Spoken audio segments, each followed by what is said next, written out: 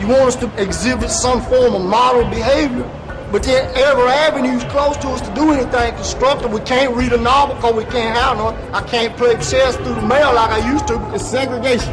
It wasn't meant to be nice. I didn't say You ain't here for going to church. You ain't here because you was doing something constructive.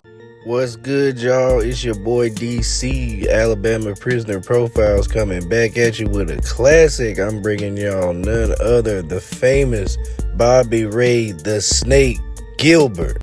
I've got life without parole, 2 life sentences, 2 99-year sentences, a 40-year sentence, a 20-year sentence, and a 10-year sentence.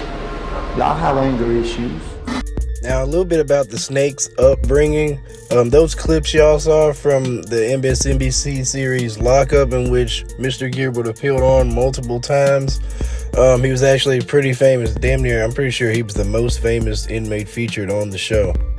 Now, Bobby spoke of a rough life growing up. His mother was actually featured on the show, and she gave statements about Bobby witnessing his father be abusive to her. And he also spoke about how he was just troubled as a child. I started picking up where he left off. When the I was turning into the same he was. I had anger inside of me. Now, on to the crime that led Mr. Gilbert, the Snake, to prison. It says in 1986, he was convicted of killing 62-year-old Walton Edison Brewer in DeKalb County. He and another man shot Brewer several times during a robbery. Then I get into an argument with a man over some money that he owed me, and some words was exchanged, and he'll pay me over his dead body. And well, okay, fine. We'll do it that way then. So I left, went and bought a rifle, went back and shot him. And took my money out of his wallet. So, because I took money out of his wallet, it was a murder robbery now. So. During the trial for his co-defendant, Gilbert was held in the jail cell in DeKalb County. He escaped after overpowering a guard and holding a knife to his throat. He left behind a note taunting in a form of a poem. By the time you read this, I'll have a gun, and bringing me back next time won't be fun. He hit him with the little rhyme, the little, the little 1-2. Snake on the 1s and 2s, rapping this shit. Anyway, deputies hit the fields and streets looking for him. After a night of searching, 2 men found Gilbert hiding in bushes and held him at gunpoint until the deputies could arrive. Now, here's where the Snake is born. He goes up in the prison in his early 20s, right? Young white kid, you already know what's going on. Give me that. Has to put foot down, stand on business, let him know I'm not going for none of that. I'm white, I'm young, and I'm finna go the distance about mine. Here you talking about.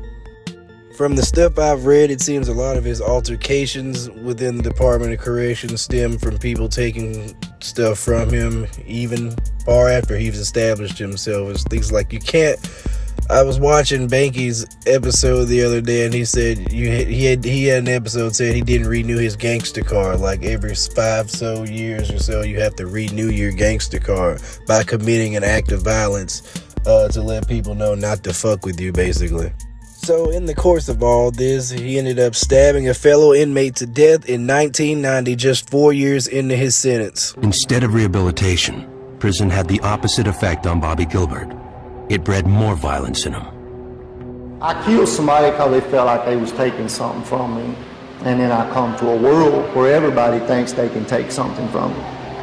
So, you got a convergence of forces here.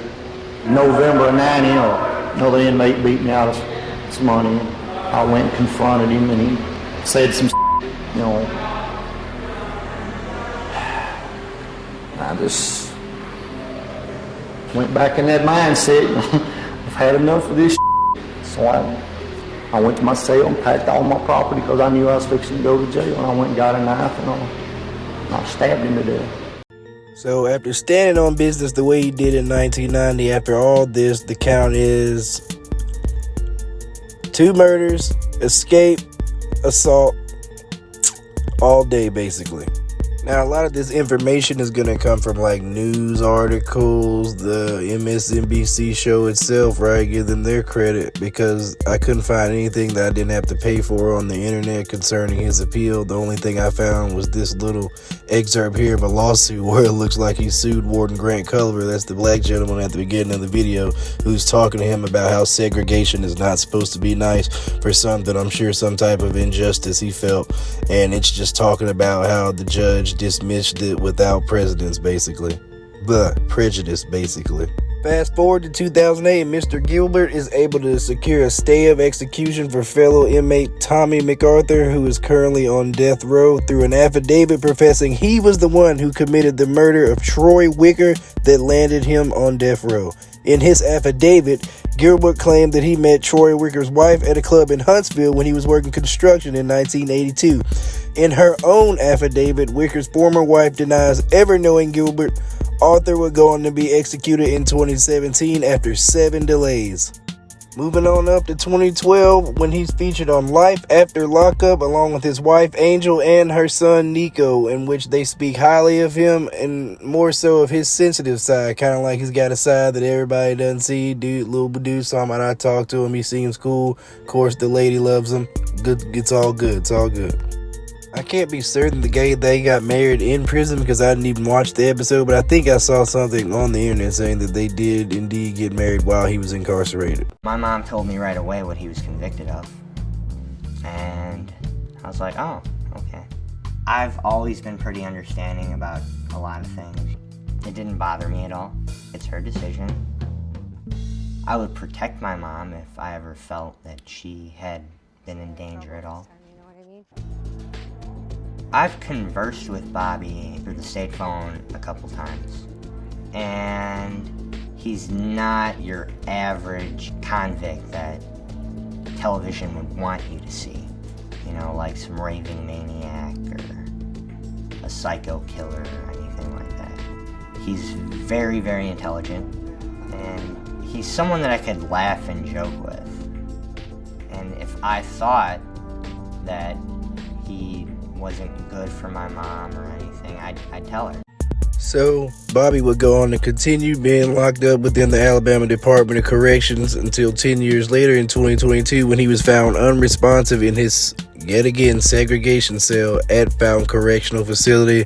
And I neglected to mention that at the time of the show's taping of Lockup, the season in 2006, that man had spent over 19 years in segregation, so it's safe to say he spent over 20 years in segregation for being quote-unquote violent.